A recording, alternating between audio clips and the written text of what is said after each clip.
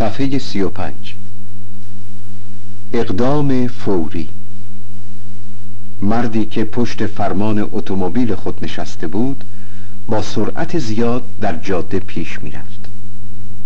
دوستش که همراه او بود گفت: چه خبر است؟ چرا با این عجله می روی؟ مرد در جواب دوستش گفت: ترمز ماشین بریده، میخواهم قبل از اینکه حادثه ناگواری پیش بیاید ماشین را به یک تعمیرگاه برسانم. اسب سوار ناشی. مردی که اسب سواری بلد نبود سوار اسبی شد که زین نداشت.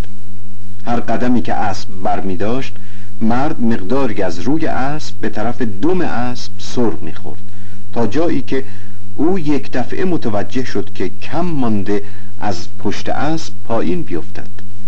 برای همین فریاد زد: آهای، این اسب تمام شد، یک اسب دیگر بیاورید. عذر بدتر از گناه.